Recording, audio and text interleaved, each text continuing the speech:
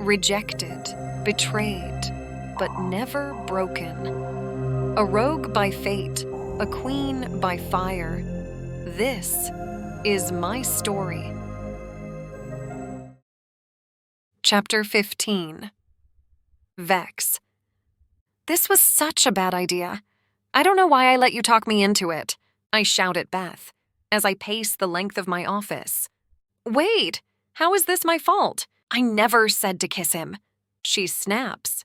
I mean, it probably would have worked to our advantage if you didn't try to take a chunk out of his lip, but I never said to kiss him. I groan, stopping my pacing to glare at her. First off, he kissed me. Second, you were the one who said I needed to get closer to him so we can gather intel. Crossing her arms over her chest, she rolls her eyes. Fine, blame me if you want, but what better way to do that than by kissing him? He's supposed to think you're falling for this whole fake mate bond thing. Besides, it's not like he was opposed to it. Yeah, well, now I've screwed that up, I growl, running a hand through my hair. She shrugs. Not necessarily. You just need to play it cool. Just act like nothing happened. I scoff. Easy for you to say. You're not the one who has to face him after attacking his lips. Listen, I get it, she says, stepping closer and placing a hand on my shoulder. But we need him to trust you and think that he's getting to you, if we're going to get the intel we need. I know, I sigh, sitting in the chair at my desk and rubbing my temples. Suddenly, there's a knock at the door, followed by Aiden peeking his head in cautiously. I apologize if I am interrupting, but I need to discuss something important with you. Beth glares at him, turning her back so he can't see. She wiggles her brows at me. It's fine, I sigh, trying not to shoot daggers at Beth. We are done here. Your Highness, she says, bowing slightly before she walks to the door. Stopping, she looks Aiden up and down. Alpha. I watch as he nods and steps aside, allowing Beth to walk out the door before he steps further into the room and closes it behind him. What did you need to talk about? I ask, trying to keep my tone neutral. It's about what happened earlier. His eyes lock with mine. I shouldn't have reacted the way I had and stormed off the way I did. I simply misread the situation. My eyes narrow. How many times have you apologized to me since you've been here? Apologized? Yes, I say, nodding. This is not the first time you have come into my office and tried to take back touching me without my permission. I think you should be aware that I do not normally accept repeated offenses and just forgive. He raises a brow. I see. Well, then let me be clear. I am not apologizing. Excuse me? Correct me if I am wrong, but that was obviously an apology. He chuckles. No, Your Highness. The way he says that sends a shiver down my spine. That was me acknowledging your discomfort and clarifying my actions.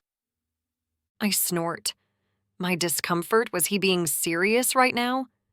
I believe you misunderstand the situation, I say coolly, standing up from behind my desk to face him head on. It's not about what happened earlier.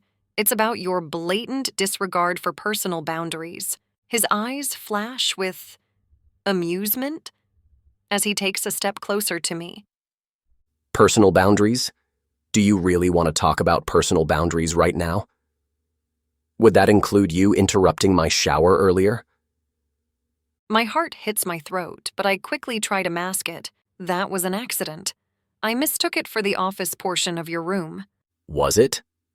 He takes another step. His eyes burn with an intensity that sends alarm bells ringing and my wolf howling. Because from where I'm standing, you seem pretty comfortable invading other people's personal space. That is not. My words falter as he moves closer until we are almost nose to nose, and his scent fills my nostrils. Annoyance and desire battle within me. Part of me wants to wipe that smirk off his face and throw him out of this room, and out of my life forever. But another part of me wants to feel the weight of his body against mine, wants to taste that dangerous smirk on his lips, and see what other boundaries he might be willing to push. Cat got your tongue. He murmurs, his breath hot against my skin. Or are you finally starting to realize that maybe personal boundaries aren't all they're cracked up to be? Before I can stop myself, I reach out and grab onto the collar of his shirt. It's like an electric shock jolts through me as our bodies press together. My wolf thrashes inside me with anticipation. He leans closer until his lips are almost touching mine, but I steel myself against him. "You're wrong," I whisper, even though every inch of me wants to give in. Personal boundaries exist for a reason. And what if breaking those boundaries leads to something better? I shake my head.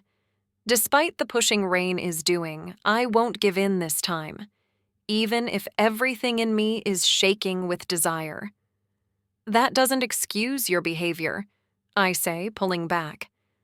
Suddenly, he presses forward and kisses me fiercely on the mouth. His lips move against mine hungrily, but his kiss has an underlying gentleness that sends a wave of shock through me. My wolf responds to it almost immediately, begging for more. But just as quickly as he leaned in, he pulls away. I take a breath as I try to wrap my brain around the surprise and feelings. I'm not sorry. He growls, turning toward the door. I wanted to tell you that my mother is on her way. This pulls me from my shock. "Your mother?" He pushes the door open and stops, turning to look at me. Yes, she should be here in a couple of days. "What do you mean by that?" I demand, taking a step towards him. "She can't just—" "You need my approval for entering any rogue territory, and I haven't given it." He chuckles. Feel free to tell her that. Moonlight is fading, the hunt has begun. You hold the tiger, but I own the sun. Venom and smiles, but I see the fangs. Think you're the predator, welcome to the game.